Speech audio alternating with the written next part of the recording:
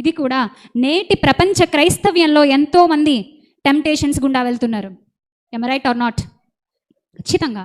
So ఇప్పుడు విన్న మనందరం ఏం చేయాలి? బాధ్యత తీసుకోవాలండి. క్రైస్తవుడంటే ఆదివారం వచ్చి కూర్చుని 4 పాటలు పాడేసి ఎంతో మనసుకు నచ్చిన కానుకేసేసి టాటా గుడ్ బై చెప్పేసి వెళ్ళిపోయేవాడు కాదు. క్రైస్తవుడంటే అర్థం ఏంటి ప్రియులారా? క్రైస్తవుడంటే అర్థం ఏంటండి? బిబ్లికల్గా చెప్పండి నాకు. క్రైస్తవులు అంటే అర్థం ఏంటి? ఎవరో చెప్తున్నారు? Very good. క్రీస్తును ధరించుకున్న వాళ్ళు. క్రీస్తు నీ మీద ఉండాలి, క్రీస్తు నీలో ఉండాలంటే క్రీస్తు లాంటి జీవితం నీకు ఉండాలి.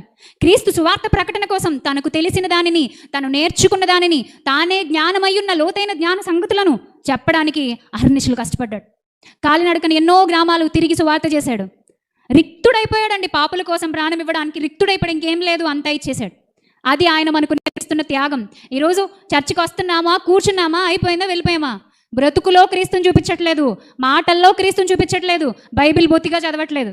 క్లోజ్ చేసేయడం, ఇంటికి తీసుకెళ్ళడం, పెట్టేయడం, మళ్ళీ దాన్ని ఆదివారమే తీయడం. కొంతమంది అయితే మహానుభావులు ఎంత గొప్పోళ్ళు అంటే బైబిల్ మీద దుమ్ము పేరుకుపోయి ఉంటుందండి. మీరు కావాలంటే ఇంటికి వెళ్ళి టెస్ట్ చేయండి, ఇలా అని చూడండి, ఏముంటుంది? ఎందుకని? వాడట్లేదు, దాన్ని వాడి ఛానల్ అయిందేమో.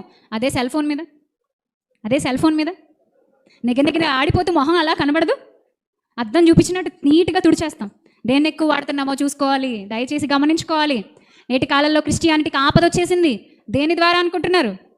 దేని ద్వారా? జేబులో ఉన్న సెల్ ఫోన్ ద్వారా. చాలా పెద్ద ప్రమాదం అండి.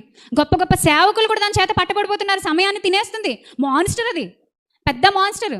సమయాన్ని, విలువలను, దైవికతని, ఆత్మీయతని, ఆ స్పిరిచువాలిటీని నాశనం చేసేసి ప్రార్థనా సమయాన్ని లాగేసుకుంటుంది.